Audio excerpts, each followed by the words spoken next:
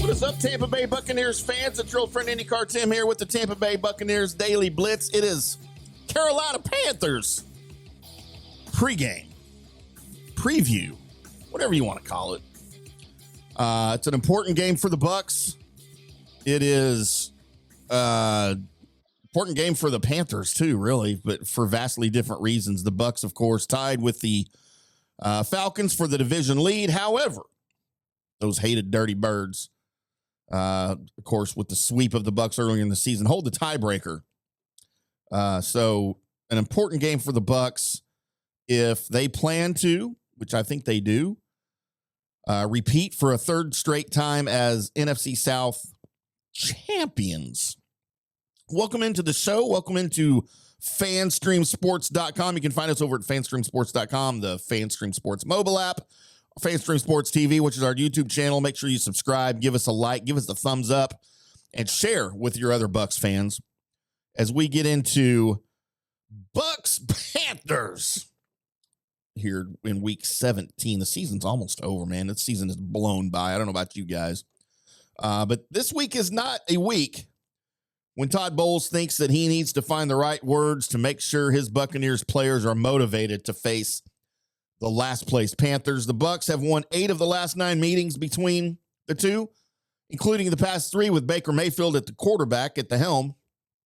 It hasn't been exactly smooth sailing, though, against the Panthers for the 3-time division champions. Of course, with a share of first place on the line on Sunday, Bowles and his players say they are focused solely on rebounding from last week's miserable loss to the Dallas Cowboys, a game they should have never lost. But, man, I don't know. Those Cowboys, they sneak up on you every now and then, especially in a down season for them. The Bucs are tied with Atlanta for the best record in the NFC South, but the Falcons, of course, as I mentioned, hold that tiebreaker after sweeping the season series. So to claim a 4th straight title, the Bucs need to win the remaining home games against the Panthers and then the Saints, while Atlanta loses at least one of the last 2 games of their regular season.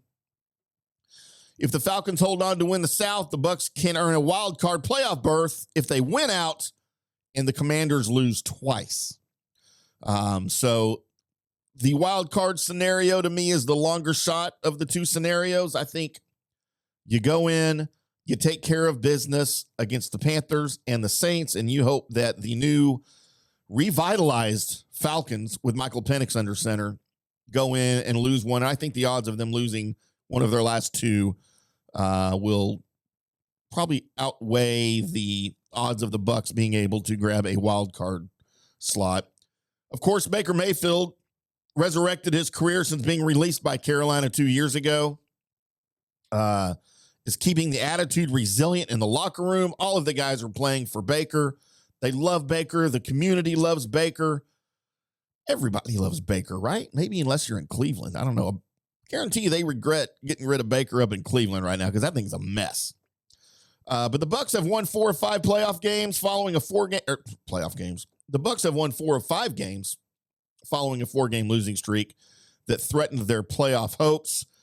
Panthers running back Chuba Hubbard cost his team 4 weeks ago against Tampa Bay when he fumbled in overtime that gave the Bucs the win there. You know what? And I said this on the J.P. Peterson show, you guys. The football gods giveth, and the football gods taketh away. The Bucs-Panthers overtime Chuba Hubbard fumble was the football gods giving. And then, of course, the Rachaad White fumble against the Cowboys is the football gods take a thing away, whatever that means.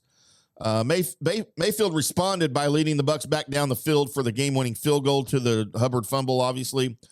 The loss was devastating for Hubbard at the time. He promised himself when the opportunity arose he would make the most of it and not make the same mistake twice. He did that this past Sunday when he carried twice for 49 yards, including a 21-yard touchdown run in which he broke 2 tackles in overtime to lift the Panthers 36-30 over Arizona, knocking the Cardinals out of the playoff hunt. And this is kind of what scares me about this game. The Panthers don't scare me, but the way the past 2 games have gone for both of these teams, the Bucs, of course, losing to the Cowboys, the Panthers beating the Cardinals, just from a momentum standpoint. And I don't know how big momentum is, if it holds over, if it, what it means. I think it's a thing definitely during games, but I don't know if it carries over week to week. If it does, if that's a thing, then the Bucs clearly don't have the momentum, although they have more to play for, clearly. So that's all you can hope for. The Bowles can get his boys up to play. These guys are pros. They know what's on the line. You just hope they can translate out on the field. Looking at Bryce Young for the Panthers, he has shown solid progress in his decision-making this season, especially when the pocket starts to break down. Last year, he ran for a career-high 68 yards, including a 24-yard touchdown. Of course, he was benched after 2 games this season, but he returned to the lineup after Dalton got hurt. And he's played pretty well. So that kind of restores some faith that the number 1 overall pick from 2023 can be the team's quarterback of the future. I'm not convinced, although he's clearly not as bad as what I initially thought he was. But the big key here for the Bucs probably will be the run game. Bucky Irving, Rashad White. The Panthers have been abysmal against the run, nearly allowing 200 yards per game on the ground over the last 7 games, so it's not a fluke. In the last meeting with Tampa Bay, Bucky Irving ran for a career-high 152 yards and a touchdown. So Carolina probably has a good idea of what they're in store for on Sunday. Baker Mayfield's beaten Carolina 3 times since joining the Bucs in 2023. All of the meetings have been close. The Panthers losing twice by 3 points, and Tampa Bay settling for 3 field goals in a 9-0 regular season victory that clinched its 3rd straight NFC South championship early last January. So these games, regardless of how bad you think the Panthers are or how good you think the Bucs are, these things come down to the wire. It's a division game. That's true of every division. And most teams, when they're played, throw the records out the window because the teams are so familiar with each other. It's what it is, especially over there on the coaching side of it. For the Panthers, familiarity with the Bucs coaches, with Dave Canales and Todd Bowles. They know each other pretty well. Canales knows what to expect from Bowles and vice versa, right? So that's how it's going to work. Big excitement, though, for Sunday. It's kind of playoff football already for the Bucs because you got to win.